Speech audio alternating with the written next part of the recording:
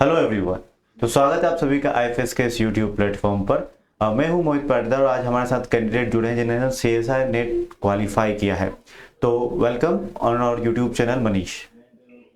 Thank you sir. Okay Manish, सबसे पहले मैं आपको बता दूं ये इंटरव्यू वो सारे कैंडिडेट हमारे देख रहे हैं जिन्होंने सीएसआई नेट क्वालिफाई करना है। राइट मनीष? तो मुझे बताइए, सबसे पहले आप अपने आप का इंट्रोडक्शन दीजिए पहले तो। सर मैं राजस्थान के सीकर से एक तो छोटा सा गाँव है वेदगी रानी, ओके वहाँ का रहने वाला हूँ। और सीकर से मैंने अपनी बीएससी की थी और वहीं से अभी मैं करंटली एमएससी कर रहा हूँ फिर गवर्नमेंट साइंस कॉलेज सीकर से। एमएससी फाइनल बोर्ड नहीं कहते। ओके, करंटली आप फाइनल ईयर में हो और आपने सीएसआई नेट का एग्जाम क्वालिफाई किया है एलएस का। Okay Manish, first of okay, मेरा जेआरएफ। अच्छा जेआरएफ आपका हुआ है। Okay, with all India rank 189। Okay Manish, well done, congratulation to you. और फर्स्ट ऑफ ऑल मुझे बताइए कि आपने JRF with your MSc last sem में आपने क्वालिफाई किया है, तो कैसे आपने ये एमएससी और ठीक है सीएसआई नेट की तैयारी दोनों साथ में कर ली? ठीक है, कई सारे एस्पिरेंट क्योंकि घबराते हैं इस बात को लेकर कि या तो हम एमएससी कर सकते हैं या फिर हम सीएसआई नेट कर सकते हैं, राइट? तो कई सारे एस्पिरेंट एमएससी करने के बाद सीएसआई नेट करते हैं, तो उन सभी के लिए एक मोटिवेशन रहेगा और उन सभी के लिए बहुत कुछ सीखने का मौका रहेगा। आप प्लीज बताएंगे तो कि कैसे सीएसआई नेट को एमएससी के लास्ट सेम ही क्वालिफाई किया जा सकता है या एमएससी के साथ साथ क्वालिफाई किया जा सकता है? मुझे लगता है कि अगर एमएससी के साथ अगर सीएसआई या नेट होता है तो अच्छे से होगा और मुझे लगता है कि आसानी से हो सकता है, क्योंकि सर जैसे कि आपको पता होगा कि एमएससी का जो सिलेबस है वो लगभग सीएसआई या नेट के सिलेबस से मिलता जुलता ही है।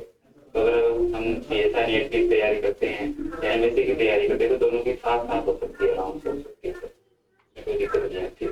ओके मनीष, आप अपना शेड्यूल हम तक शेयर कर पाए तो प्लीज, क्या रहता था आपका पढ़ने का शेड्यूल?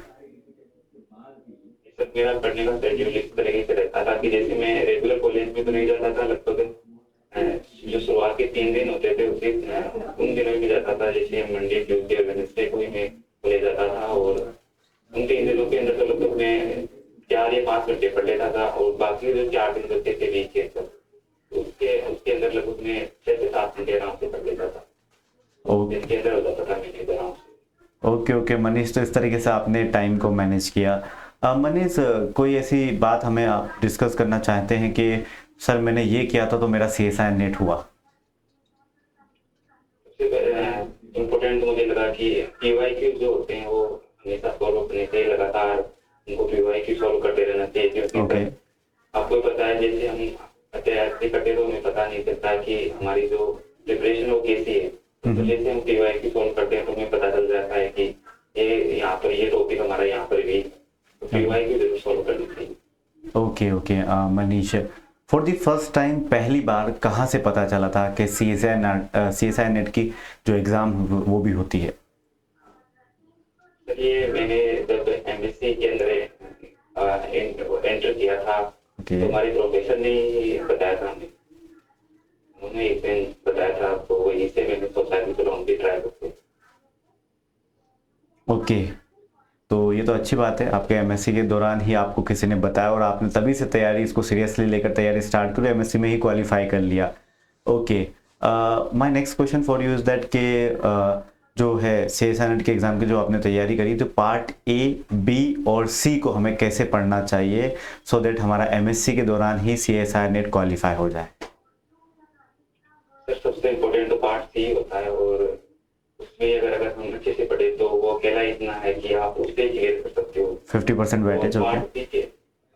तो सर दूसरा है कि पार्ट जो ए है वो भी हम आसानी से कर सकते हैं, कई है उसके अंदर छोड़ देते हैं, परंतु मैंने पार्ट ए को भी अच्छे से कवर किया था, एक मैंने परचेज की थी उससे, तो उससे उसमें मेरे काफी एजुकेशन सही हुए थे। तो पार्ट बी तो देखो डायरेक्ट क्वेश्चन आते हैं वहाँ पे, तो आपकी जो मेमोरी बेस्ड क्वेश्चन आते हैं याद है तो आ जाएगा।